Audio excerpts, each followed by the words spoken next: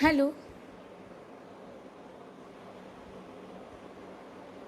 Good morning Raju ji, मेरी आवाज़ आ रही है clearly?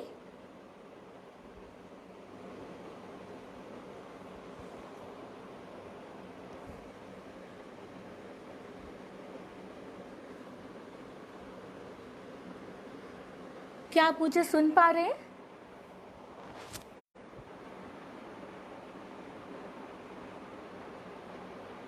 Thank you Raju ji, thank you.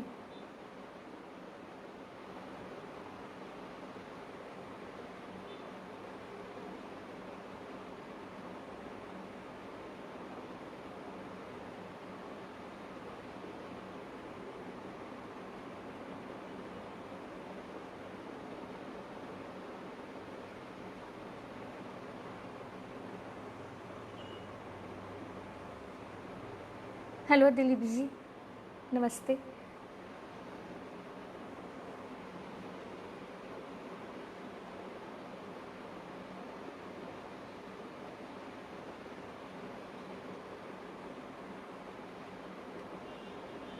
नमस्ते फ्रेंड्स, हम कुछ देर में स्टार्ट करते हैं। Thank you Dilip ji, thank you.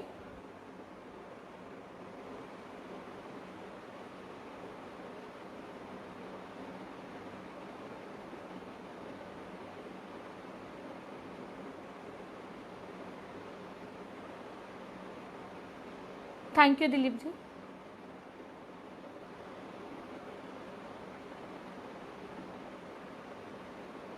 Hello Jyoti ma'am.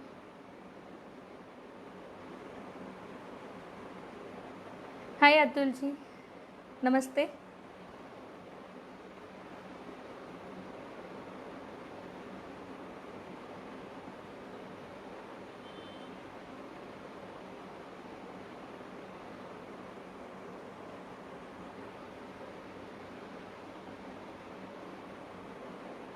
Good morning, good morning everyone.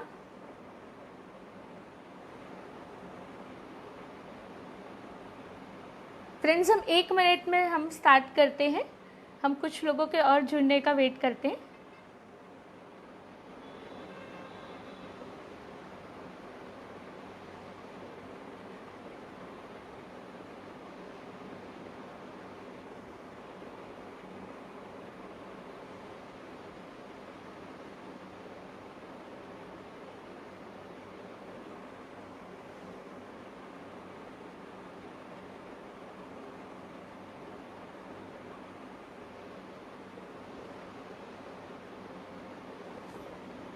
Okay, good morning everyone, नमस्ते and thank you for joining ये सेशन के लिए। Thank you friends. मैं सबसे पहले मेरा इंट्रोडक्शन देना चाहूँगी। मेरा नाम रचिता है और मैं बाय प्रोफेशन एक करियर काउंसलर हूँ। और मैं बहुत बहुत धन्यवाद देना चाहूँगी मिहिर जी का, जो है ब्रह्म भट्ट युवा नवनिर्माण सेना का, जो भारतीय परवरिश योजना है। उसके अलावा World Talent Organisation, Global Association of NGO, इन सब ने जिन्होंने मिलकर ये एक प्लेटफॉर्म जो मुझे दिया है, हम सबको दिया है कि हम इस तरह से जुड़ पा रहे हैं, जो लगातार ऐसी कोशिश कर रहे हैं कि देश से विदेश से हर जगह से लोग आए और कुछ अच्छी बातें एक दूसरे के साथ शेयर करें। So thank you so much for ऐसा कुछ करने के लिए मिहिर जी और जो भी यहाँ पे इस संस्थाओं से जुड़े हुए हैं। So thank you everyone. और जो भी आज हमारे साथ है, आई होप कि आप लोगों को ये सेशन जो है कुछ फ्रूटफुल लगे, कुछ काम आए। वही मेरी एक कोशिश रहेगी कि आगे आने वाले टाइम में अभी जो हम अगले आधे घंटे पौने घंटे हम जो बातें करेंगे, उसके जो है वो आप लोगों के बच्चों के करियर के रिलेटेड डिसीजंस लेने में आपको हेल्प करेगी। तो फ्रेंड्स, अगर हम बात करते हैं करियर की, तो आप देखेंगे कि करियर काउंसलिंग एक ऐसी चीज़ है जो हम आज के टाइम पे बहुत ज़्यादा ज़रूरत बनती जा रही है लोगों की। ऐसा क्यों है? हम आज देखते हैं कि जब हमारे बच्चे 10th स्टैंडर्ड में आते हैं या 12th स्टैंडर्ड में आते हैं, तो उनको आज अपनी लाइफ के रिलेटेड बहुत सारे इंपॉर्टेंट डिसीजंस लेने पड़ते हैं। आज अगर हम अपनी ही बात करें, जब हम छोटे थे, जब हम 10th में थे, तो हमें शायद नहीं समझ में आ रहा था कि हमें क्या करना है, हमें आगे चलकर साइंस लेना है, कॉमर्स लेना है या आर्ट्स लेना है। बट उस टाइम पे क्योंकि काफ़ी सिंपल प्रोसेस होता हुआ करता था कि अगर इतने मार्क्स आए हैं, अच्छे मार्क्स आए हैं तो आप साइंस ले लो। अगर आपको ऐसा लगता है कि फैमिली में किसी ने कुछ अच्छा किया हुआ है उस फील्ड में, तो हम वो ले लेते थे। हमारे पास ऑप्शंस भी कम होते थे और हमारे पास इंफॉर्मेशन भी कम होती थी, तो हमारे लिए डिसीजन मेकिंग प्रोसेस शायद ईजी हो जाता था। बट ईजी तो हो जाता था, बट शायद हमने ये चीज़ ज़रूर रियलाइज़ की होगी कुछ सालों के बाद कि अगर हमें उस टाइम पे कुछ और ऑप्शंस पता होते तो मैं शायद एक बेटर डिसीजन ले पाता या ले पाती। तो यही चीज़ों के बारे में आज हम बात कर रहे हैं। आज हमारे जो बच्चे हैं जो अभी 10वीं या 12वीं में है, वो आज के टाइम पे आप देखें तो वो हमारे से इस कदम में आगे हैं। मतलब काफ़ी जो है हमें उनसे एक चीज़, उनको एक ये फ़ायदा मिला हुआ है कि उनके पास बहुत सारा ऑप्शंस है और उन ऑप्शंस को पढ़ने का, समझने का एक माध्यम है जो कि है इंटरनेट। आज वो इंटरनेट के थ्रू जो है ऑप्शंस के बारे में जान सकते हैं कि क्या मेरे पास ऑप्शंस है। तो इससे दो चीज़ें होती है, एक उनको जो है बहुत सारे ऑप्शंस के बारे में पता चलता है तो वो अलग अलग चीज़ों के बारे में सोचते हैं, जो कि एक बहुत अच्छी बात है। बट अगर हम उसका एक अलग एंगल से देखें तो ये उनकी कन्फ्यूजन भी बढ़ाता है कि आज जब इतनी सारी चीज़ें हैं चूज़ करने के लिए तो हम इसमें से क्या चूज़ करें। तो बहुत बार जो है हम गलत डिसीजन भी ले पाते। अभी करियर के लिए अगर मैं बोलूँ तो कुछ भी गारंटी के साथ 100% सही या 100% गलत डिसीजन तो नहीं हो सकता। बट हाँ, हम ये ज़रूर कोशिश कर सकते हैं कि जो भी हम डिसीजन ले उससे हमें मैक्सिमम बेनिफिट मिले। हम जो भी पढ़ाई करें, जो भी हम कॉलेज में जाए, कोर्स में जाए, आज हम अपना समय दे रहे हैं, वहाँ पे 3-4 साल जा रहे हैं, हम काफ़ी सारा पैसा इन्वेस्ट कर रहे हैं और ये हम एक ऐसे एज में कर रहे हैं जब हमारी लर्निंग कैपेसिटी मैक्सिमम में होती है।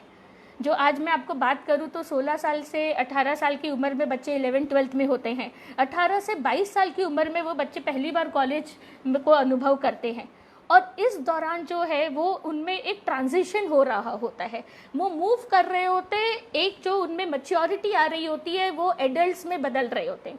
और ऐसे समय में सही उनको डायरेक्शन मिलना, सही नॉलेज मिलना जो है उनके लिए बहुत ज़रूरी हो जाता है।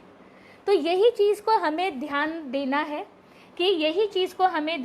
है कि किस तरह से हम जो है इस करियर रिलेटेड चॉइसेस को हम मैक्सिमम तरीके से अच्छा बना सके, अच्छे चॉइसेस हम कर सकें। तो इसी के रिलेटेड मैं आज आपसे बात करना चाहूँगी। तो आज जो है यहाँ पे हमारे शायद पेरेंट्स जुड़े हुए होंगे जिनके बच्चे आज है, या फिर बच्चे खुद जुड़े हुए होंगे जो आज इस क्वेश्चन को फेस कर रहे हैं। तो सबसे पहले तो आज जब मेरे प्रोफेशन में मैं लोगों से मिलती हूँ तो बहुत बार जो है कुछ सवाल रिपीटेडली मेरे सामने आते हैं। मतलब बहुत बार ये पेरेंट्स एक के बाद एक ये सवाल आते ही रहते हैं।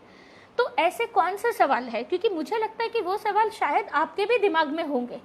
तो अगर हम कुछ ऐसे सवालों को आंसर करने की कोशिश करें तो शायद हमें काफ़ी चीज़ों की क्लैरिटी आएगी। तो सबसे पहले हम बात करते हैं कि पेरेंट्स का ये एक पूछना होता है कि हम शुरुआत कैसे करें, कैसे हम शुरू करें ये जानना या ये पहचानना कि हमारे लिए सबसे बेस्ट करियर ऑप्शन क्या है। तो एक जो सबसे इजी तरीका लगता है, हम जो है अपने आसपास लोगों में देखते हैं, हमारे फ्रेंड्स में, हमारे रिश्तेदारों में, अड़ोस पड़ोस में हम देखते हैं और हम देखते हैं कि हमारे हिसाब से अभी सबसे सक्सेसफुल इंसान कौन है, चाहे वो पैसों के टर्म्स में हो या फिर वो मतलब जो उसको कामयाबी मिली हुई है, शोहरत मिली हुई है उस टर्म्स में हो।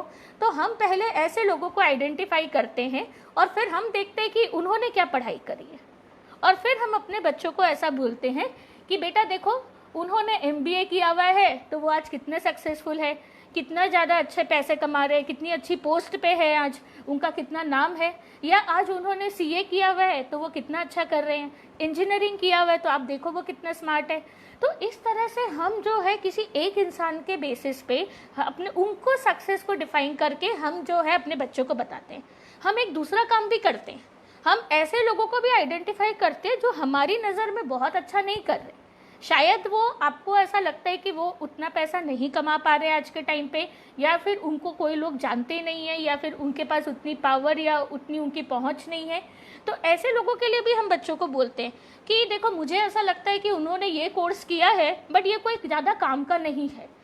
तो बेसिकली हम क्या करते हैं, किसी और के अनुभव में, और वो भी हम बहुत लोगों से बात नहीं करते हैं, कुछ लोगों के बातचीत करके, कुछ लोगों का वो एक्सपीरियंस देखकर हम जो है ये फैसला कर लेते हैं कि ये कोर्स अच्छा है या बुरा है, इस करियर में जाना चाहिए या नहीं जाना चाहिए। तो फ्रेंड्स, मैं आप लोगों से ये पूछना चाहूँगी कि आपको क्या लगता है कि क्या हमें एक बच्चे का करियर किसी एक इंसान के किसी करियर में सक्सेसफुल होने पे या फिर इतने सक्सेसफुल नहीं हो पाने पे डिसीजन लेना चाहिए? क्या उनकी और जो आज आपके बच्चों की जो परिस्थिति है जिसमें वो पले बड़े हैं, जो उनके परिवार का माहौल है, यहाँ तक कि जो उनकी पसंद नापसंद है, क्या आपको लगता है वो सब सही है? मैं आप लोगों से चैट बॉक्स में ये जानना चाहूँगी कि क्या हमें ऐसा करना चाहिए कि किसी एक इंसान के एक्सपीरियंस के ऊपर या दो इंसान के एक्सपीरियंस के ऊपर हमें क्या किसी करियर को एक्सेप्ट या रिजेक्ट पूरी तरीके से कर देना चाहिए? प्लीज़ आप मुझे एक बार कमेंट बॉक्स पे लिखकर बताइए ताकि मुझे एक आइडिया आए।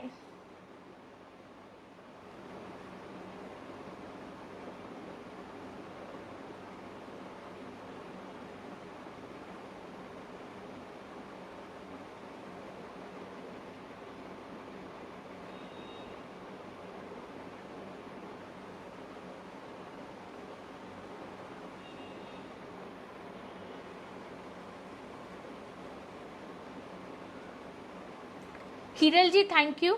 आपका ये बोलना कि हमें ऐसा नहीं करना चाहिए, बिल्कुल, तो ये बहुत सही बात है, बट हम जाने अनजाने में हम ऐसा कुछ कर देते हैं। तो ये चीज़ों का हमें डेफिनेटली ध्यान देना चाहिए कि ऐसा हम कुछ नहीं करें। तो ये चीज़ का हमें ध्यान देना चाहिए। दूसरा, हम क्या करते हैं, हम बहुत बार, जैसे क्या, अगर समझ लीजिए कि मुझे ऐसा लगता है कि मुझे ये एक कुछ बनने की इच्छा थी। आज मैं एक डांसर बनना चाहती थी, बट किसी कारणवश मैं नहीं बन पाई, मुझे मौका नहीं मिला, या फिर उस टाइम पे क्लासेस नहीं थी, कोर्सेस नहीं थे, तो मैं वो काम नहीं कर पाई। तो क्या मुझे मेरे बच्चों को ऐसा बोलना चाहिए कि बेटा मैं तो ये नहीं कर पाई, बट मुझे लगता है मेरा सपना तुम पूरा करो, मेरा सपना आप पूरा करो, मैं चाहती हूँ कि आप पूरा करो ये चीज़? अगर हम बच्चों के दिमाग में बचपन से ये बात डालते हैं तो हम भले ही उनको प्रेशर नहीं देना चाह रहे हैं, हम उनको भले प्रेशराइज नहीं करना चाह रहे हैं, बट बच्चे कहीं ना कहीं ये बात अपने दिल पे ले लेते हैं कि अगर मैंने आज मेरी मम्मी का या अगर आज मैंने अपने पापा का ये सपना पूरा नहीं किया जो उनकी हमेशा से इच्छा रही है, तो शायद जो है मैं उनकी नज़र में जो है सक्सेसफुल नहीं हो पाऊँ। तो ये चीज़ का हमें ध्यान देना चाहिए कि हमें बच्चों को बोलते हुए कभी भी ऐसे शब्द कि ये चीज़ आपको करना ही है, मैं चाहता हूँ कि आप मेरा सपना पूरा करो ही, क्योंकि मैं ये नहीं कर पाया, तो ऐसे शब्द ना यूज़ करके हमें ऐसा करना चाहिए कि हमें बच्चों को ऑप्शन देना चाहिए कि बेटा ये एक ऑप्शन भी बहुत बढ़िया है, आप इसको एक बार एक्सप्लोर करके देखो, इसके बारे में आप जानो समझो, अगर आपको एक इंटरेस्ट आए तो आप ये भी परस्यू कर सकते हो। आप जो है मेक श्योर करिए कि आप बच्चों को ये नहीं बोले कि आपको ऐसा करना ही है, आप उन्हें उसके बारे में बताएं, उसका ऑप्शन दें और उन्हें अपने हिसाब से उसको एक्सप्लोर करने का मौका दें। तो ये फ्रेंड्स बहुत ज़रूरी हो जाता है, नहीं तो क्या होता है, ये एक साइकिल बन जाती है, एक चेन बन जाती है ये कि आज एक पेरेंट ने अपने बच्चे को कुछ बोला तो उसकी वजह से आज वो बच्चे ने अपना सपना छोड़कर अपने पेरेंट का सपना पूरा किया, वापस से वो अपने बच्चों को ये बोलेगा कि मैं ये नहीं कर पाया तो तुम मेरे लिए करो। कहीं ना कहीं हमें ये चेन तोड़ने की या ब्रेक करने की ज़रूरत है। तो हम सब चाहते हैं, बट आज जो हालात है, बच्चों की पसंद नापसंद ये सब अलग होती है, तो बहुत ज़रूरी होता है कि हम इन चीज़ों का ध्यान दें। एक चीज़ मैं ये भी बोलना चाहूँगी कि बहुत सारे जो बिजनेस फैमिली से लोग आते हैं, उनकी ये भी इच्छा होती है कि उनके बच्चे जो है बड़े होकर उनकी फैमिली बिजनेस को ज्वाइन करें, बट आज जब मैं बच्चों से मिलती हूँ तो मैं देखती हूँ कि आज के यूथ में स्पेशली अभी जो बच्चे हैं टीनेज में है, उनमें ऐसा है कि मुझे फैमिली बिजनेस नहीं ज्वाइन करना, मुझे जो है खुद का कुछ स्टार्ट करना है, मुझे जॉब करनी है, फिर खुद का कुछ स्टार्ट करना है, अपना कुछ करना है, इंडिपेंडेंट होना है, ये शब्द वो यूज़ करते हैं। तो हमें ये चीज़ समझने की ज़रूरत है, हमें उनको ये चीज़ बताने की ज़रूरत है कि फैमिली बिजनेस का क्या है। बहुत बार क्या होता है, जब बच्चों से बातचीत करने के बाद मुझे ये पता चलता है कि बहुत बार ऐसा इसलिए होता है क्योंकि ज़्यादातर क्या होता है कि जब हम घर पे फैमिली में हम बीच में अगर हम बिज़नेस की बात करते हैं, बच्चों के सामने हम बात करते हैं या घर के दूसरे मेंबर से बात करते हैं, तो हम क्या करते हैं, हम बिज़नेस की प्रॉब्लम्स डिस्कस करते हैं। हम ये बात करते हैं कि बिज़नेस अच्छा नहीं चल रहा है, ये प्रॉब्लम आई, ये। तो आप खुद समझिए कि अगर आप एक बच्चे के सामने बचपन से सिर्फ बिजनेस के प्रॉब्लम्स डिस्कस कर रहे हैं तो उसको कैसे उस चीज़ में इंटरेस्ट आएगा।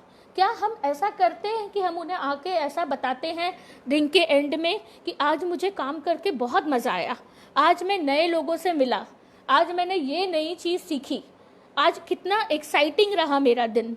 हम अगर ये चीज़ें बच्चों को बताएंगे तो उन्हें ऐसा लगेगा कि आप जो काम कर रहे हैं वो भी काफ़ी एक्साइटिंग है और वो भी काफ़ी कूल है, जो आजकल बच्चों की भाषा में मैं अगर बात करूँ तो ये चीज़ के लिए बहुत ज़रूरी होता है कि हम अपने बिजनेस के रिलेटेड, हम अपने काम के रिलेटेड, बच्चों में अगर हमें इंटरेस्ट दिखाना है तो हम बिजनेस और काम के रिलेटेड अच्छी बातें घर पे डिस्कस करें, अच्छी बातें डिस्कस करें, बच्चों को इन्वॉल्व करें डिस्कशन में, उनसे सलाह ले कि बेटा आपको क्या लगता है हम यहाँ पे क्या कर सकते हैं। अगर कोई प्रॉब्लम भी आए तो उसको एज ए चैलेंज की तरह बच्चों के सामने प्रेजेंट करें कि ये एक हमें सॉल्व करना है, तो आप बताओ कैसे सॉल्व कर सकते हैं।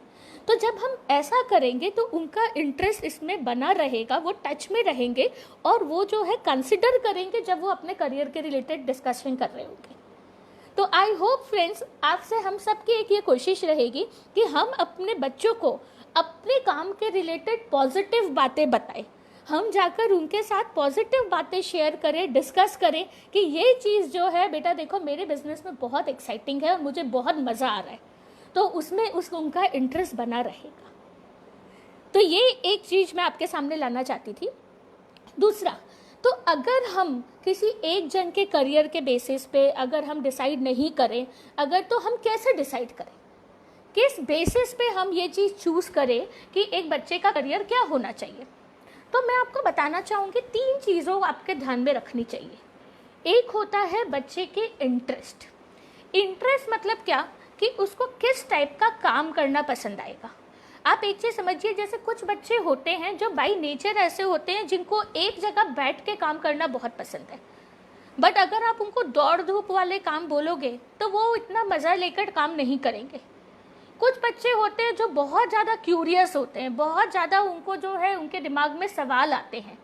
तो ऐसे बच्चों को अगर हम किसी ऐसी फील्ड में डालेंगे जहाँ पे बिल्कुल भी कुछ उनको सवाल नहीं करने का मौका मिल रहा, सिर्फ ये चीज़ ऐसी है ऐसा कर लो, तो ऐसे में वो बच्चे बिल्कुल भी अपने करियर को एंजॉय नहीं करेंगे।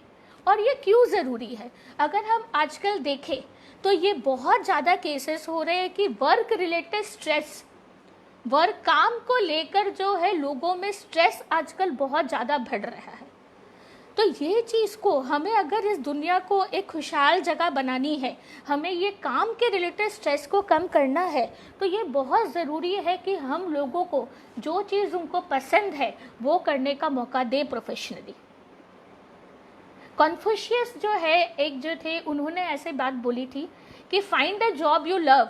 एक ऐसा काम अपने लिए सोचिए जो आप करना पसंद करते हैं, जो आपको बहुत ज़्यादा पसंद है और आपको ज़िंदगी में कभी काम नहीं करना पड़ेगा। तो अगर आप एक अपने इंटरेस्ट के हिसाब से अगर आप एक काम लेते हैं तो आपको ज़िंदगी में कभी काम नहीं करना पड़ेगा, वो काम आपको कभी भी काम जैसा नहीं लगेगा, आपको हमेशा वो बहुत मज़ेदार आपको चीज़ लगेगी। तो इंटरेस्ट देखना बहुत ज़्यादा ज़रूरी है। दूसरी एक चीज़ जो देखनी ज़रूरी है वो है पर्सनालिटी। आज बच्चे का नेचर कैसा है, क्या वो एक इंट्रोवर्ट है जो लोगों से ज़्यादा बातचीत करने में कंफर्ट नहीं फील करता, अकेले रहना ज़्यादा पसंद करता है, या फिर वो एक एक्सट्रोवर्ट है, या फिर वो बच्चा कैसा है, वो बहुत ज़्यादा फोकस्ड और ऑर्गेनाइज्ड है, वो अगर टाइम टेबल बनाता है, कोई छोटी छोटी बातों का ध्यान बहुत ज़्यादा रखता है, या फिर वो ऐसा है जो लास्ट मोमेंट में डिसीजंस लेता है कि चलो ऐसा कर लेते हैं। कुछ ऐसा है कि जो रिस्क लेने से घबराते हैं, जैसे हमेशा अगर आप उनसे सवाल पूछेंगे तो उनका ऐसा डिसीजन होता है कि आप देख लो, आप सोच लो कि कैसे करना है, मुझे कुछ भी चलेगा। अगर आप अपने बच्चों में ये ट्रेट देखते हैं तो आपको एक चीज़ समझना चाहिए कि वो ऐसा हो रहा है क्योंकि शायद उसके मन में डिसीजन मेकिंग को लेकर या रिस्क टेकिंग को लेकर उसकी जो है कैपेबिलिटी थोड़ी सी कम है, वो घबराता है। शायद पहले ऐसा हुआ होगा कि उसने कुछ सजेस्ट किया होगा तो लोगों से अच्छा रिस्पॉन्स नहीं मिला होगा, तो उसका कॉन्फिडेंस चला गया होगा, तो ये भी हो सकता है। या फिर जो है उसमें हमने हमेशा से उसके लिए हमने ही डिसीजंस ले दिए, हमने ही उसको बता दिया कि कैसे करना है, क्या करना है, तो अब वो इसी पर डिपेंडेंट हो गया है। तो ये चीज़ हमें समझना ज़रूरी है कि एक बच्चे का रिस्क टेकिंग एपेटाइट कितना है, क्योंकि अगर वो बोलता है कि मुझे आज बिजनेस करना है, डिसीजंस लेने का उसका एपेटाइट कितना है। मेडिकल जैसे फील्ड में अगर आज कोई डॉक्टर है तो आज एक डॉक्टर को इमरजेंसी सिचुएशन में बहुत जल्दी जल्दी डिसीजंस लेने पड़ेंगे, तो उस टाइम पे आप किसी और के भरोसे नहीं छोड़ सकते। तो इसलिए पर्सनालिटी और इंटरेस्ट दोनों चीज़ें देखना बहुत ज़्यादा ज़रूरी है। और तीसरा डेफिनेटली उनका एप्टीट्यूड या उनकी कैपेबिलिटी। हमें सबको जो है अपने बच्चों में हमेशा अच्छाई दिखती है और वो दिखनी भी चाहिए, क्योंकि सारे बच्चे अच्छे होते हैं, उनमें कुछ ना कुछ अच्छाई होती है। बट ये भी बहुत ज़रूरी है कि हम सही अच्छाई को, उनके सही स्ट्रेंथ्स को आइडेंटिफाई करें। मतलब ये ज़रूरी नहीं है कि सबके बच्चे मैथ्स में अच्छे हो तो सब इंजीनियरिंग कर सके, सबके बच्चे ड्राइंग में अच्छे हो तो वो कर सके, या सब स्पोर्ट्स में अच्छे हो। तो हमें उनका सही एप्टीट्यूड प्रोफाइल जानना बहुत ज़रूरी है कि उनकी स्ट्रेंथ्स क्या है और उनकी वीकनेसेस क्या है। हमें ऐसे करियर में उनको जाना चाहिए जहाँ पे हम उनकी स्ट्रेंथ को और ज़्यादा जो है मतलब यूज़ कर पाए और उसको यूज़ करके उनको करियर में सक्सेस मिल पाए। तो ये बहुत ज़्यादा ज़रूरी है। तो अभी मैं आपको कुछ एग्जाम्पल देना चाहूँगी जहाँ पे हम करियर रिलेटेड मिस्टेक्स करते हैं। इन तीनों चीज़ों में से सिर्फ एक चीज़ देखते हैं। मेरे पास बहुत सारे स्टूडेंट्स ऐसे आते हैं जिनका ये बोलना होता है कि मैम मेरी ड्राइंग बहुत अच्छी है, और मुझे क्योंकि मेरी ड्राइंग बहुत अच्छी है और मुझे ड्राइंग बहुत पसंद है, इसलिए मुझे लगता है कि मुझे एक डिज़ाइनर बनना चाहिए या मुझे आर्किटेक्ट बनना चाहिए। अभी ये कितना सही है? पहले हमें ठीक से इवैल्यूएट करना ज़रूरी है कि उसको अगर ड्राइंग पसंद है या फिर वो ड्राइंग में अच्छा है तो उसमें एग्जैक्टली क्या है। आप एक चीज़ को समझिए कि ड्राइंग अगर पसंद है ना तो दो चीज़ें हो सकती है। कुछ बच्चे ऐसे होते हैं कि अगर आप उनको एक ड्राइंग देंगे तो वो उसको बहुत अच्छे से रेप्लिकेट कर देंगे, बहुत सुंदर से उसको आप कॉपी कर देंगे और बढ़िया एकदम उसमें फिनिशिंग दे देंगे। मतलब यहाँ पे उनकी ड्राइंग की स्किल्स अच्छी है। बट कभी कभार ये होता है कि वही बच्चे को अगर आप ये बोलोगे कि बेटा आप अपनी क्रिएटिविटी के हिसाब से कुछ क्रिएट करो, अपने हिसाब से कुछ क्रिएट करो, तो शायद उनको वो आइडियाज़ नहीं आते। तो यहाँ पे हमें समझना ज़रूरी है कि उनका वो एप्टीट्यूड वैसा है, उनके पास स्किल्स है ड्राइंग की, बट उनकी पर्सनालिटी और उनका वो नेचर वैसा नहीं है कि उनका इमेजिनेटिव नहीं है वो। तो ऐसे में हमें उनको कई ऐसे डिज़ाइन के फील्ड में डालना जहाँ पे खुद को आइडियाज़ सोचने पड़ते हैं, ये शायद एकदम सही डिसीजन नहीं होगा। क्योंकि अगर वो नए नए आइडियाज़ नहीं सोच पाएंगे और नहीं कर पाएंगे तो शायद वो अपने करियर में इतना सक्सेसफुल नहीं हो पाएंगे। यही अगर हम बात करें, बहुत ज़्यादा एक होता है मैथ्स और बायो को लेकर। 11th-10th स्टैंडर्ड में बच्चों का एक होता है कि अगर मुझे बायो पसंद है तो मुझे डॉक्टर बन जाना चाहिए, अगर मुझे मैथ्स पसंद है तो मुझे इंजीनियर बन जाना चाहिए। पर फ्रेंड्स, हमें वापस यहाँ पे रुक कर एक पॉज लेकर वापस सोचना चाहिए कि बायो क्यों पसंद है, मैथ्स क्यों पसंद है। बायो अगर हमें पसंद है आज, तो बहुत बार ऐसा होता है कि आप ये समझिए कि बायो एक थियोरेटिकल सब्जेक्ट है। बच्चों ने 10th स्टैंडर्ड तक साइंस में फिजिक्स, केमिस्ट्री, बायो साइंस के 3 सब्जेक्ट्स पढ़े होते हैं, जिसमें फिजिक्स एंड केमिस्ट्री में काफ़ी सारे सम्स और नंबर्स भी आते हैं। दूसरा, बायो में सब कुछ बहुत स्टेप बाय समझाया जाता है। तो इसलिए बहुत बार ये भी चीज़ें होती है कि क्योंकि हमें वो पढ़ाने का जो तरीका है कि कोई भी चीज़ों को पॉइंट वाइज समझाना, वो हमारे लिए कंफर्टेबल होता है, इसलिए हमें बायो पसंद आता है। और बायो हमें क्योंकि बाकी सब चीज़ों से ज़्यादा अच्छा लगता है, इसलिए हमें बायो पसंद है। या बहुत बार तो टीचर्स का भी फ़र्क पड़ जाता है। अगर उनको स्कूल में फिजिक्स का टीचर नहीं पसंद है तो उनको ऐसा लगेगा कि उनको वो सब्जेक्ट ही नहीं पसंद है। तो फ्रेंड्स, कोई भी सब्जेक्ट के बेसिस पे डिसीजन लेने से पहले ये चीज़ को प्लीज़ इवैल्यूएट करिए कि वो बच्चे को वो सब्जेक्ट क्यों पसंद है और उसका क्या स्टाइल पसंद है। पढ़ाने का स्टाइल पसंद है, टीचर पसंद है, या फिर सिर्फ कंपैरिजन में पसंद है। हमें ये चीज़ समझना बहुत ज़रूरी है।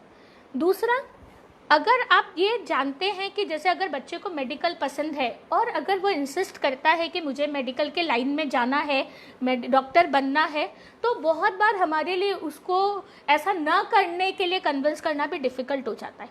तो मुझे लगता है कि हमेशा ऐसे केसेस में अपने बच्चों को ये समझाइए कि ट्राई करो, बट अगर नहीं होता है एडमिशन तो उसमें कोई बात नहीं है। अपने बच्चों को फेलियर को एक्सेप्ट करना सिखाइए। बहुत बार मैंने ये चीज़ देखा है कि हम बच्चों को बोलते हैं कि आपने अगर इंजीनियरिंग का किया है तो आपको आईआईटी में ही जाना है, मेडिकल आपने ले लिया तो आपने एमबीबीएस ही करना है। 10th स्टैंडर्ड के बाद किसी कारणवश अगर हमारा डिसीजन सही नहीं होता तो अपने बच्चों को ये चीज़ बताइए कि आपके पास एग्जिट ऑप्शन है। एग्जिट ऑप्शन मतलब अगर किसी भी पॉइंट पे आपको लगे कि बेटा आप ये नहीं कर पा रहे हो तो हम आपके सपोर्ट में है, आपके पेरेंट्स आपको सपोर्ट आज कर रहे हैं, हम आपके लिए वहाँ पे देखेंगे कि और क्या ऑप्शंस हैं। तो आपको बिल्कुल भी टेंशन लेने की ज़रूरत नहीं है। आप अपनी तरफ से पूरी कोशिश करो, जो आप करना चाहते हो उसके लिए पूरी कोशिश करो। बट अगर ये वर्कआउट नहीं हो पाता तो हमारे पास प्लान बी है, हमारे पास प्लान सी है। तो जब आप बच्चों को ऐसा बताएंगे तो आजकल जो बच्चे बहुत ज़्यादा लोड लेते हैं, जो ये कॉम्पिटिटिव एग्ज़ाम्स के लिए बच्चे प्रिपेयर करते हैं, और वो जब इतना ज़्यादा लोड लेते हैं, प्रेशर लेते हैं, एंड बहुत बार जो है हम ऐसी घटनाएं भी सुनते हैं जो है उससे मन घबरा जाता है। तो ऐसी चीज़ें हम नहीं करें। तो प्लीज़ इसके लिए अपने बच्चों को बताइए कि it's okay to fail, it's okay to not succeed, it's okay to not get into the best colleges। ये बिल्कुल चलेगा, हम आपके साथ हैं। अगर नहीं समझ में आए हम एग्जिट ऑप्शन देखेंगे। तो ये चीज़ को भी आप प्लीज़ ध्यान में रखिए कि हमेशा करियर चूज़ करते हुए, 10th के बाद स्ट्रीम चूज़ करते हुए आप एक ऑप्शन अगर देख रहे हैं, अगर किसी ने फिजिक्स केमिस्ट्री बायोलॉजी लेकर मेडिकल का रास्ता चूज़ किया है तो हमेशा एक प्लान बी और प्लान सी हाथ में रखें। बाई चांस एडमिशन ना हो पाए, बाई चांस बच्चे का इंटरेस्ट चेंज हो जाए, कुछ भी हो तो हमारे हाथ में ऑप्शंस होने चाहिए। ठीक है, तो ये चीज़ एक मैं आप लोगों के साथ शेयर करना चाहती थी कि एग्जिट ऑप्शंस रखिए, बच्चों को हौसला दें और साथ ही साथ में प्लान बी प्लान सी अपने रेडी रखिए। इसके अलावा एक चीज़ मैं बोलना चाहूँगी, बहुत सारे लोग में से ऐसा सवाल भी पूछते हैं कि मैम क्या चीज़ का आजकल स्कोप है। स्कोप वर्ड हम यूज़ करते हैं, तो पहले तो मैं आपको ये बताना चाहूँगी कि स्कोप जो है, जानने के लिए आपको स्कोप को डिफाइन करना ही बहुत मुश्किल है। कुछ लोगों के लिए स्कोप हो सकता है कि हम इसमें कितना अर्निंग कर पाएंगे, कुछ लोगों के लिए स्कोप हो सकता है कि हम यहाँ से बिजनेस को कितना ग्रो कर पाएंगे या कितने हमें इजीली जॉब्स मिल जाएगी। बहुत सारा स्कोप का डेफिनेशन ही सबका अलग अलग होता है। तो स्कोप का जो है बिल्कुल भी हमें ये चीज़ को ऐसे डिफाइन नहीं करना चाहिए। जैसे हमने 3 इडियट्स मूवी भी देखी थी फ्रेंड्स, काफ़ी पॉपुलर मूवी थी, मेरा आई एम श्योर कि आप में से काफ़ी लोगों ने वो मूवी देखी होगी। उसमें भी एक चीज़ हमें बताई गई थी कि आप जो है काबिल बनने के लिए को ट्राई करो, कामयाबी तो अपने आप आपके पीछे आएगी। तो हमारा भी मेजर जो फोकस होना चाहिए, स्कोप से ज़्यादा हमारा ऐसा होना चाहिए कि हम अपने स्किल्स को बिल्ड करें, हम लर्निंग पे फोकस होना चाहिए। स्पेशली जो अंडर ग्रेजुएशन वाला होता है ना, मैं हमेशा अपने स्टूडेंट्स को ये चीज़ बताती हूँ कि अपने पूरे करियर में अगर आप प्लान कर रहे हो अंडर ग्रेजुएशन करने का और पोस्ट ग्रेजुएशन करने का, तो उसको 2 पार्ट में स्प्लिट कर दो।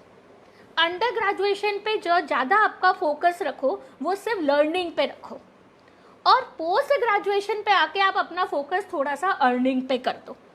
तो पहला पार्ट लर्निंग पे, दूसरा पार्ट अर्निंग पे। तो ये चीज़ अगर आप बैलेंस बना के चलेंगे तो बहुत ही जो ग्रेजुएशन के टाइम पे हम ये नहीं लोग जॉब के हिसाब से जो सोचते हैं वो ना करें। अगर ऑब्वियसली हर किसी का ये नहीं होता कि हम ग्रेजुएशन के बाद पोस्ट ग्रेजुएशन कर पाए, तो वैसे में हमेशा डेफिनेटली हमें ध्यान देना चाहिए।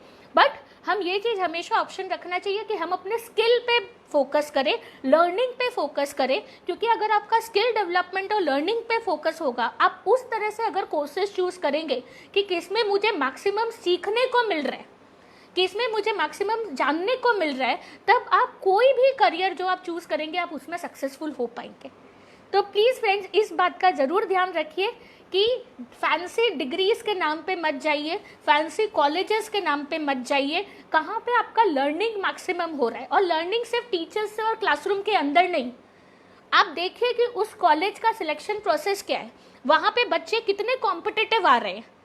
वहाँ पे घुसना जितना ज़्यादा मुश्किल है जिस कॉलेज में, वहाँ पे उतने कॉम्पिटिटिव आपको बच्चे मिलेंगे।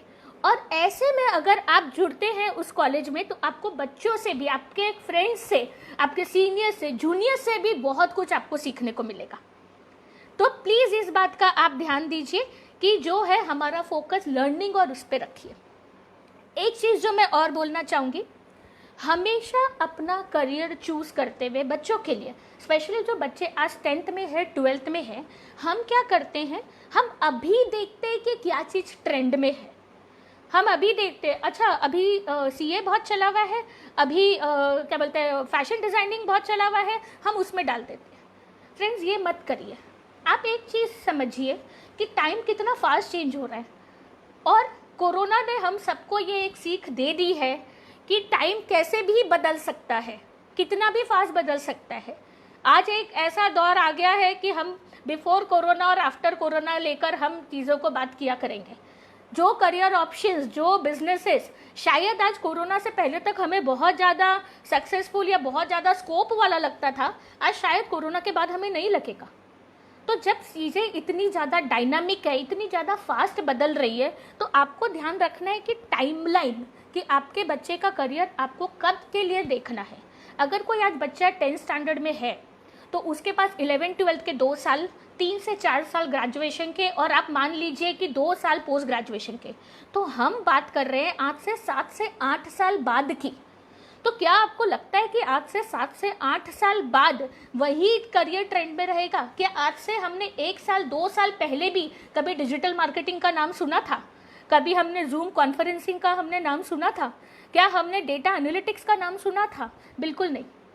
तो आज जब ये चीज़ें नई आई है, तो ये बहुत ज़रूरी है कि हम टाइमलाइन देके, हम फ्यूचर को ध्यान में रखते हुए हम जो है डिसीजन ले करियर का, ना कि अभी प्रेजेंट को। आप ये समझिए कि कब बच्चों की पढ़ाई ख़त्म होने वाली है, कब वो इस काबिल बनेंगे कि आज जॉब या बिजनेस में जुड़ेंगे, और उसके हिसाब से देखिए कि उस टाइम पे क्या काम आएगा, उस टाइम पे क्या काम आएगा, उसके हिसाब से आप चूज़ करिए। वो शायद अभी स्कोप में नहीं होगा। जैसे बहुत सारे लोग जो है, अभी आप देखेंगे कि डेटा एनालिटिक्स, डेटा का इतना ज़्यादा अभी बढ़ रहा है, फेसबुक से लेकर छोटे से बिजनेस से लेकर बड़े से बिजनेस, हर चीज़ अब डेटा पे चल रहा है। डेटा एनालिटिक्स का अब डिमांड लोगों को धीरे धीरे समझ में आ रहा है। आज से 5 से 7 साल के बाद ये चीज़ एकदम पीक पे होगी। तो बहुत सारे टॉप कॉलेजेस ने इस साल से या पिछले साल से उन्होंने डेटा एनालिटिक्स के कोर्सेज ऑफर करने शुरू कर दिया। तो अभी मैं अगर किसी को बोलूँ तो बच्चों के मन में होता है कि मैम कहाँ है डेटा एनालिटिक्स के जॉब्स, तो अभी मैं क्यों ज्वाइन करूँ? तो मेरा जवाब होता है, बेटा आपको अभी ये जॉब नहीं ज्वाइन करना है, अभी आपको ज्वाइन करना है 3 साल के बाद या 4 साल के बाद। तो उस टाइम पे आप सोचो कि उस टाइम पे कितना ग्रोथ रहेगा उस चीज़ का। उस टाइम पे डिमांड बहुत ज़्यादा रहेगी और सप्लाई कम रहेगी, तो आप बहुत फ़ायदे में रहोगे। तो हमें इस तरह से सोचना है फ्रेंड्स कि हमें आगे का ध्यान में रख के सोचना है, जितना चेंजिंग वर्ल्ड है उतना। और ऑब्वियसली हम प्रिडिक्ट नहीं कर पाते हैं, इसलिए ज़्यादा फोकस हमारे स्किल डेवलपमेंट पे होना चाहिए कि कुछ भी परिस्थिति आए, कैसे भी आए, हमारे में इतनी काबिलियत है कि हम चीज़ों को हैंडल कर पाए। तो ये फ्रेंड्स मेरी तरफ से मैं आपको कुछ पॉइंट्स जो है शेयर करना चाहूँगी थी। अब अगर आपके कुछ क्वेश्चंस है तो मैं वो लेना चाहूँगी। पहले एक क्वेश्चन आया था ज्योति मैम का, उन्होंने ये पूछा था कि कब से हमें ये प्रोसेस स्टार्ट करने देना चाहिए, कब से हमें बच्चों के लिए जानना चाहिए।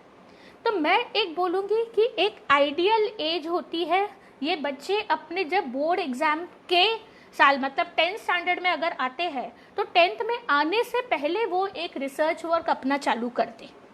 9th स्टैंडर्ड में जब बच्चे हैं तो रिसर्च करने दीजिए उनको, उनके एंड पे उनको लोगों से मिलवाइए, अलग अलग फील्ड के लोगों से उनको मिलवाइए। उनको कहीं पे भी आप जैसे घूमने जाते हैं तो आप उनको अलग अलग प्रोफेशन के बारे में बताइए। समझ लिया आप एक होटल में रुक रहे हैं तो आप उनको बताइए कि यहाँ पे कितने प्रोफेशंस पॉसिबल है। अगर आप ट्रैवल कर रहे हैं या फिर आप किसी मॉल में जाते हैं तो वहाँ बताइए कि क्या क्या बिजनेसेस पॉसिबल है, क्या है।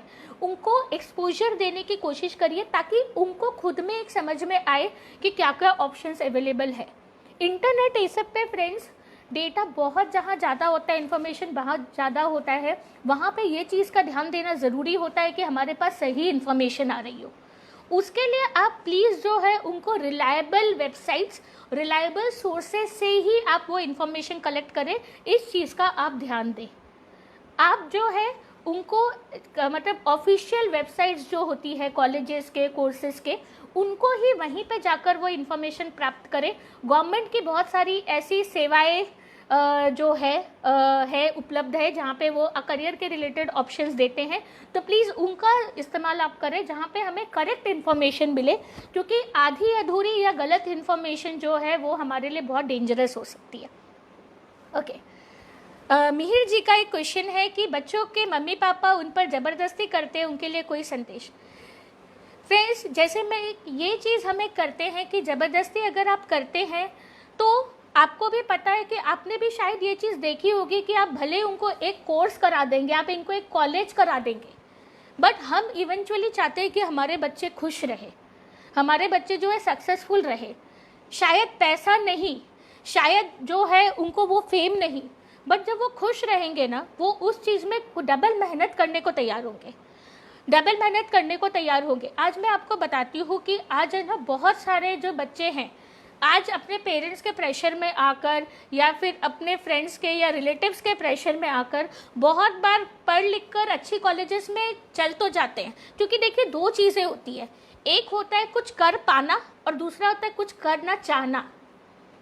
कुछ करना चाहेंगे वो और एक कर पाएंगे। बहुत सारे बच्चे जो है दिमाग से तेज होते हैं, तो मैं उनको बोलूँ कि मेडिकल पढ़ लो तो वो मेडिकल भी पढ़ लेंगे, उनको मैं बोलूँ सीए कर लो तो सीए भी कर लेंगे।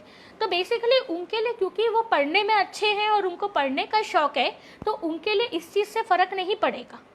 तो कर पाना मतलब बहुत बार पेरेंट्स ऐसे बोलते हैं कि मुझे लगता है कि मेरा बेटा बहुत इंटेलिजेंट है, तो मैं क्यों उसको जो है पेंटिंग जैसे किसी फील्ड में डालूँ, मुझे लगता है उसको तो सीए बनना चाहिए या डॉक्टर बनना चाहिए। तो आप ये तो समझिए कि भले ही वो एक बार वो सीए या डॉक्टर बन जाएगा, बट एक अंदर ही अंदर उसका इंटेलिजेंस कोई वो यूज़ नहीं कर पाएगा, क्योंकि वो अच्छे से उसमें वहाँ पे परफॉर्म नहीं कर पाएगा। और यही एक वो अपनी पसंद वाली फील्ड में जाएगा तो वहाँ पे वो अपनी इच्छा से डबल ट्रिपल मेहनत करेगा और शायद वो एक सीए और एक डॉक्टर से एक अच्छा पैसा कमाएगा, अच्छा नाम कमाएगा, एक ज़्यादा सक्सेसफुल करियर बिल्ड कर पाएगा। एग्जाम्पल देती हूँ, अगर आज संजीव कपूर को हम सब जानते हैं, बचपन से मैंने देखा है उनका खाना खजाना का शो।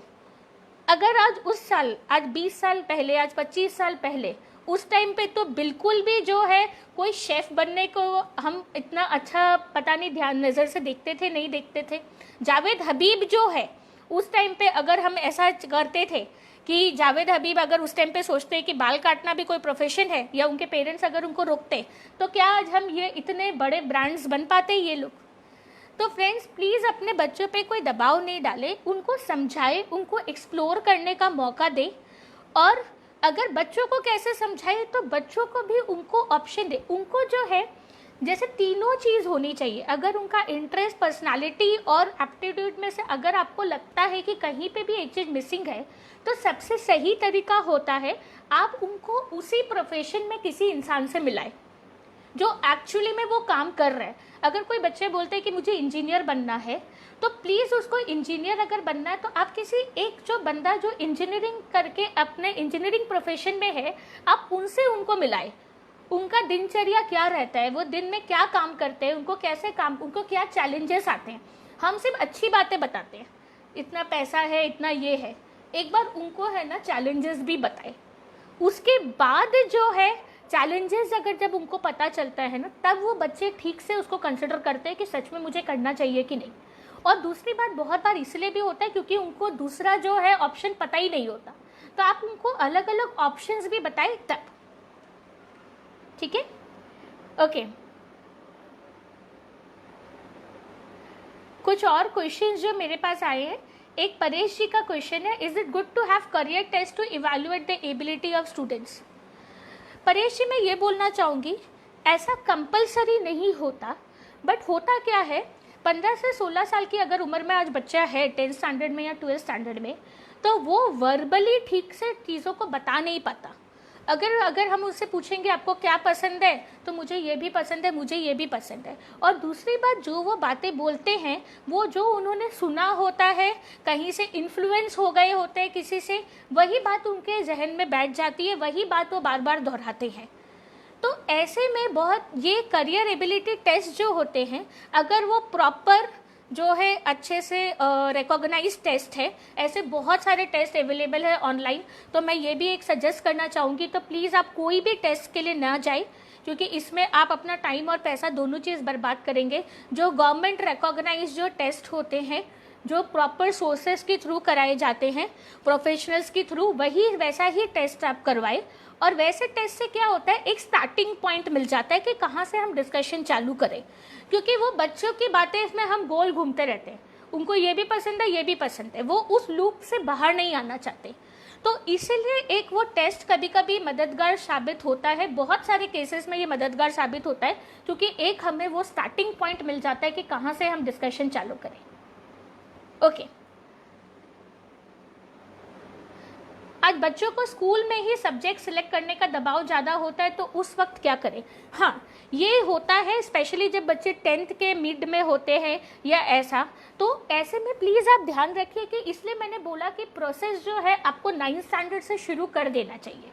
अगर आप 9th स्टैंडर्ड से प्रोसेस सिलेक्ट करेंगे ना, तो नॉर्मली क्या होता है, जब बच्चे 10th स्टैंडर्ड के बीच में होते हैं, तब ज़्यादातर स्कूल वाले ये फॉर्म भरवाते हैं कि आप बताओ आपको क्या लेना है, साइंस, कॉमर्स या आर्ट्स। तो अगर बच्चे उसी टाइम पे सर्च करना शुरू करेंगे, तो हम जो है जल्दी से जल्दी जो है उनको डिसीजन लेना पड़ता है, तो हम सही डिसीजन नहीं ले पाते हैं। प्लीज़ आप ये चीज़ समझिए, कुछ सब्जेक्ट्स कंपलसरी होते हैं सॉरी, कुछ ऑप्शनल होते हैं, तो प्लीज़ आप ऑप्शनल और कंपलसरी सब्जेक्ट्स की लिस्ट बनाएं, और कंपलसरी और ये लिस्ट बनाने के बाद आप देखिए कि आपके आसपास कौन से स्कूल में वो सब्जेक्ट्स ऑफर हो रहे हैं। ये सब चीज़ों को ध्यान में रखते हुए फिर आप ये डिसीजन लें। ओके, जो माँ बाप पढ़े लिखे नहीं होते हैं, उनके बच्चों को ज़्यादा कोई अच्छी सलाह नहीं देते हैं, ऐसा क्वेश्चन है।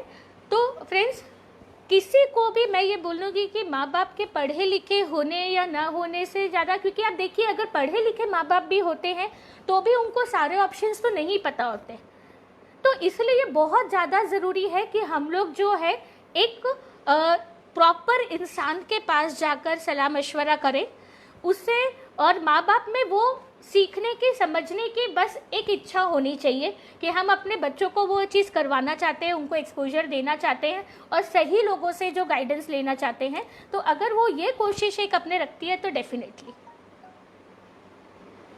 ज्योति मैम का क्वेश्चन है, अगर ज्योति मैम मेरा लाइक ऑनलाइन मेरे पेजेस है और मतलब हाँ ऑनलाइन टेस्ट कंडक्ट होते हैं इन चीज़ों के, साइकोमेट्रिक टेस्ट ये सब जो होता है जिनसे बच्चों का एक इंटरेस्ट, एप्टीट्यूड और पर्सनालिटी पता चलती है, ये टेस्ट आराम से ऑनलाइन कंडक्ट हो जाते हैं, उनके रिजल्ट ऑनलाइन आ जाते हैं और पेरेंट्स के साथ काउंसलिंग भी घर बैठे ही हो जाती है वीडियो कॉल से सब के थ्रू। तो ये चीज़ बहुत ही ज़्यादा है। आज स्कूल में सब्जेक्ट लेने में बहुत ही दबाव होता है बच्चों पे। हाँ, मतलब आजकल बहुत बार क्या होता है स्कूल में, आप देखेंगे कि जैसे क्या मेरा एक एक्सपीरियंस रहा है, कुछ स्कूल्स में सारे सब्जेक्ट्स ऑफर नहीं होते, जैसे कुछ स्कूल्स ऐसे होते हैं जो साइंस नहीं ऑफ़र करते या कुछ ऐसे होते हैं जो आर्ट्स नहीं ऑफ़र करते। तो बहुत बार क्या होता है, उनको ऐसा लगता है कि अगर 10th स्टैंडर्ड तक कोई अच्छे बच्चे हैं तो वो हमारे पास ही रिटेन हो जाए, हमारे ही स्कूल में आगे भी पढ़े। स्पेशली अच्छे बच्चों के लिए उनको ज़्यादा ऐसा लगता है। तो ऐसे केसेस में क्या होता है कि वो उनके पास जो सब्जेक्ट्स ऑफर होते हैं वो लेने के लिए दबाव डालते हैं। बट मुझे ऐसा लगता है कि पेरेंट्स को और बच्चों को ऐसे दबाव में नहीं आना चाहिए, इसलिए उनको पहले से अगर वो रिसर्च करके रखेंगे, सही तरीके से समझ के रखेंगे कि क्या ऑप्शंस है, तो जब स्कूल वाले ऐसा कुछ भी दबाव डालते हैं तो वो उनको समझा पाएंगे, उनको बता पाएंगे कि मुझे इस सब्जेक्ट में इंटरेस्ट नहीं है और मैं ये नहीं लेना चाहता, मेरे को जो सब्जेक्ट करना है वो आपके स्कूल में अवेलेबल नहीं है, तो मैं इसलिए यहाँ पे आगे कंटिन्यू नहीं कर पाता। तो आप ये देखिए कि उनके लिए स्कूल के लिए एक ये हो जाता है कि वो अपने अच्छे बच्चों को नहीं जाना देना चाहते, बट अगर वो सब्जेक्ट्स, आपके पसंद के सब्जेक्ट्स वहाँ पे अवेलेबल नहीं है, तो मेरा यही सलाह रहेगा कि प्लीज़ आप स्कूल बदलने का सोचिए। और हाँ, बोर्ड के बारे में भी सोचिए, बोर्ड्स के बारे में भी सोचिए कि अगर आपको लगता है कि आपको जो आगे कॉलेज एडमिशन्स लेने हैं, उनका एडमिशन प्रोसेस देखिए कि क्या है, एडमिशन प्रोसेस देखिए कि क्या है, और उसके हिसाब से अगर आपको लगता है कि आपको सीबीएसई में शिफ्ट होना चाहिए या स्टेट बोर्ड में शिफ्ट होना चाहिए या आईसीएसई में शिफ्ट होना चाहिए, तो वो चीज़ का भी ध्यान रखिए। तो प्लीज़ फ्रेंड्स, 10th के बाद बोर्ड्स का, स्कूल्स का अननेसेसरी प्रेशर में आके हमें डिसीजन नहीं लेना है। जो हमें करना है, starting with and in mind कि आपको लास्ट में क्या करना है आगे, उसके हिसाब से हम पीछे आएंगे और उसके हिसाब से हम ये डिसीजन लेंगे। मीनाक्षी मैम का क्वेश्चन है कि do you do it for graduate students? Graduate students के लिए ऐसा हो जाता है कि साइकोमेट्रिक टेस्ट जो है नॉर्मली स्कूल के बच्चों के लिए वो होता है, या फिर फर्स्ट या सेकेंड ईयर में बच्चे अगर वो कंफ्यूज है। ग्रेजुएट बच्चों में क्योंकि अब वो ऐसा होता है कि वो वर्बली थोड़ा सा बता पाते हैं कि उनको कहाँ प्रॉब्लम आई है, तो वो हम वर्बल डिस्कशन के थ्रू उनकी हेल्प करते हैं। साइकोमेट्रिक टेस्ट, कुछ टेस्ट ऐसे होते हैं जो उनको फील्ड ऐसा चूज़ करने में हेल्प करते हैं स्पेसिफिक, बट सारे जो ज़्यादातर जो टेस्ट होते हैं साइकोमेट्रिक के, वो स्कूल के बच्चों को ही तक ही सीमित रहते हैं। बच्चों के स्किल डेवलपमेंट कैसे करिए करियर में, पढ़ाई में, ये चीज़ मैं बोलना चाहूँगी कि आप ये चीज़ को स्किल डेवलपमेंट के लिए हमें एक घर में वैसा माहौल बनाना है जहाँ पे हमें स्किल को, लर्निंग को महत्व देना है। बच्चों को ये बोलना है कि बेटा आज का दिन ख़त्म हो तो आज रात को आप बैठ के इवैल्यूएट करो कि आपने आज क्या नया सीखा, क्या नया पढ़ा। जिसमें मुझे लगता है एक चीज़ जो बहुत अच्छी चीज़ होती है, आप उनको अलग अलग चीज़ें पढ़ने का मौका दें। किताबें हो, न्यूज़पेपर हो, मैगजीन्स हो, वो जब इन चीज़ों को पढ़ेंगे तो उनकी एक तरह से उनको अलग अलग चीज़ों के बारे में जानने को मिलेगा और उनका स्किल डेवलपमेंट होगा। वो अलग अलग जो है लोगों से मिले जो इन चीज़ों में करते हैं। बहुत सारे ऑनलाइन जो है आजकल कोर्सेस होते हैं, शॉर्ट टर्म होते हैं, लॉन्ग टर्म होते हैं, तो वैसे कुछ ऑनलाइन कोर्सेस वो कर सकते हैं जिनसे उनका स्किल डेवलपमेंट हो।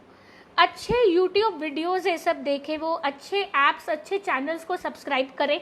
तो क्योंकि हम बच्चों को आजकल स्मार्टफोन से पूरी तरह से दूर तो नहीं रख सकते, बट अगर वो स्मार्टफोन यूज़ ही कर रहे हैं तो हम ये चीज़ तो इंश्योर कर सकते हैं कि वो उसमें कुछ प्रोडक्टिव कर रहे हैं। तो ये चीज़ें कुछ हम करके बच्चों को एक स्किल डेवलपमेंट की तरह हम ले जा सकते हैं। मनीष जी का क्वेश्चन है कि वीक बच्चों का कैसे हम करियर डिसाइड करें। मनीष जी, मैं इसमें बोलना चाहूँगी कि वीक बच्चों का जैसे हो सकता है कि वो शायद आज मैथ्स में उनके इतना अच्छा नहीं हो, या इंग्लिश में अच्छा नहीं हो, या एसएस में अच्छा नहीं हो। हर बच्चे का एक अपना स्किल होता है, एक अपना टैलेंट होता है। अगर हम उस चीज़ को रिकॉग्नाइज कर पाए, मतलब कुछ बच्चे होते हैं जो आप देखेंगे कि बहुत अटेंशन टू डिटेल वाले होते हैं, छोटी छोटी चीज़ों को नोटिस कर लेते हैं। कुछ बच्चे होते हैं जो बहुत क्यूरियस होते हैं, कुछ बच्चों की ड्राइंग अच्छी होती है, कुछ बच्चों की आवाज़ अच्छी होती है, कुछ बच्चों का यही टैलेंट होता है कि वो अलग अलग चीज़ों को पढ़ के दूसरों को समझा पाते हैं। तो हमें बच्चों की वीकनेस पे नहीं फोकस करके हमें उनकी स्ट्रेंथ्स को आइडेंटिफाई करने की कोशिश करनी चाहिए कि क्या वहाँ पे उनके स्ट्रेंथ्स है। जब हम उनके स्ट्रेंथ्स को आइडेंटिफाई कर पाएंगे तो उसके हिसाब से हम अपने आप उनका करियर या प्रोफेशन चूज़ कर पाएंगे। तो हमें बच्चों का एप्टीट्यूड कहाँ है, स्ट्रेंथ्स कहाँ है, वहाँ पे हमें देखने की कोशिश करनी चाहिए। Thank you so much. आप लोगों से जो मुझे कमेंट्स मिल रहे हैं चैट बॉक्स में, वो काफ़ी जो है मतलब मोटिवेटिंग है मेरे लिए। Thank you so much. मुझे यही लग रहा है कि अगर कोई भी आपके और सवाल है तो मैं वो लेना चाहूँगी। ऊपर भी अगर कोई और सवाल रह गया हो तो।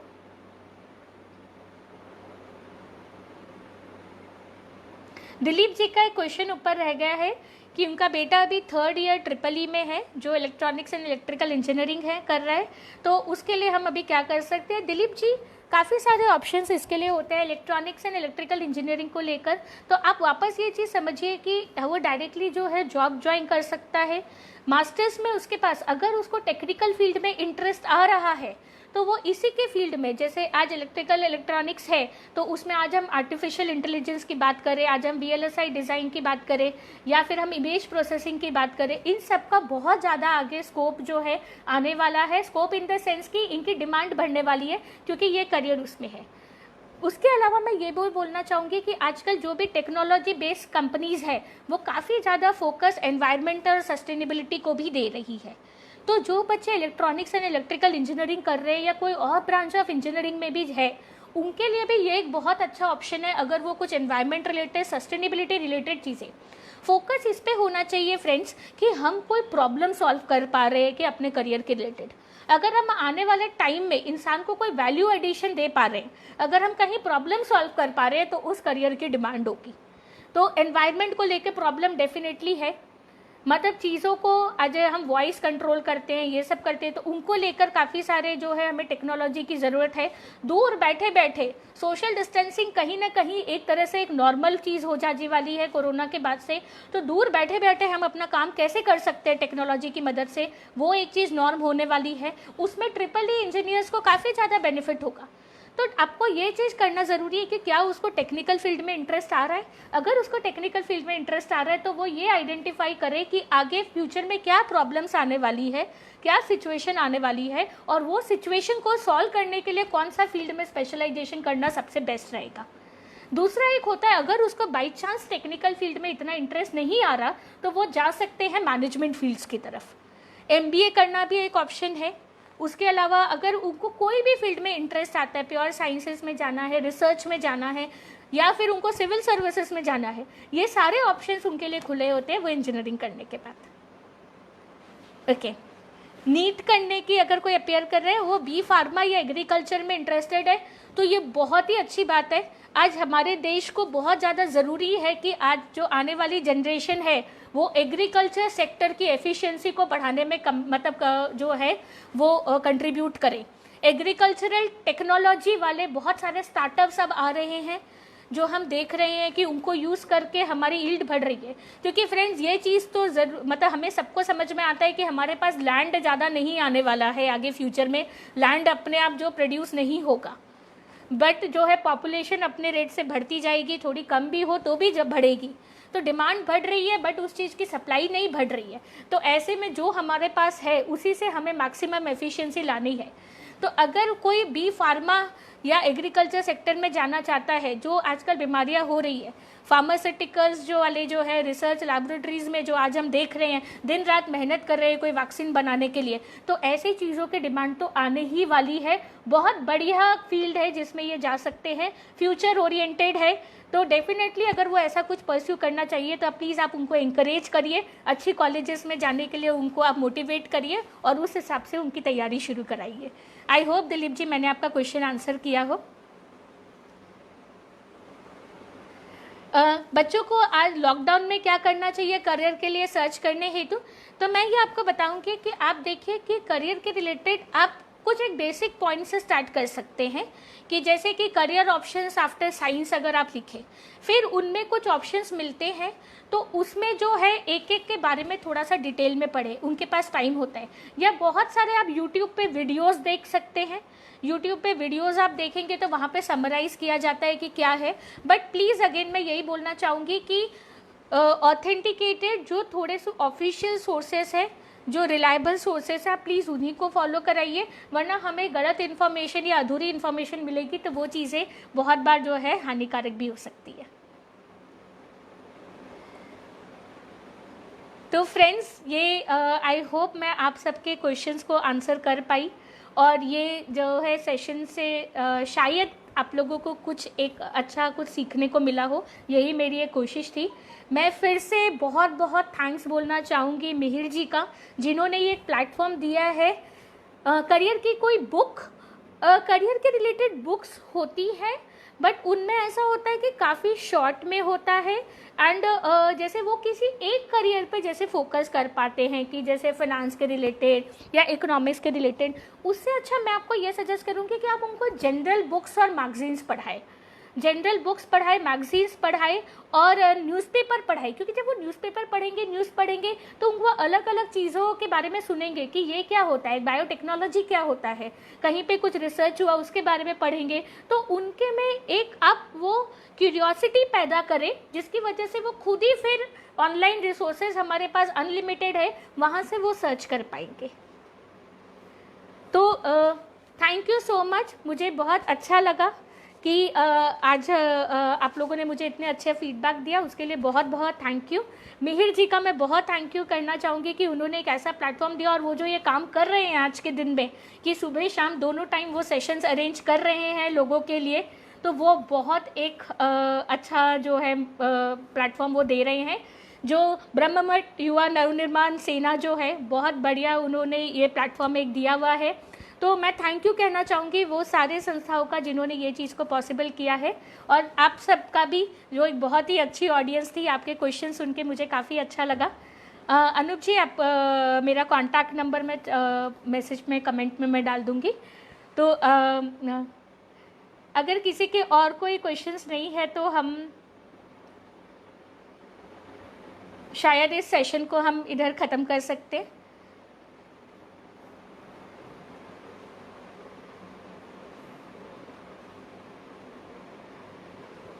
मेरा इंस्टाग्राम पे और फेसबुक पे मैं रचिता राशिवासिया करियर काउंसलर के नाम से आपको मिल जाऊंगी। अगर आपके कुछ भी क्वेरीज है, कुछ भी आपको जानना हो, तो आप मुझे मैसेज करिए, मैं I will be more than happy to help you. Thank you so much. Mihir ji आप हैं यहाँ पे, Mihir ji thank you so much.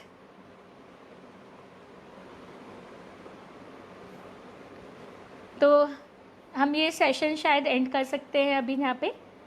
Goodbye everyone. Have a nice day. Namaste.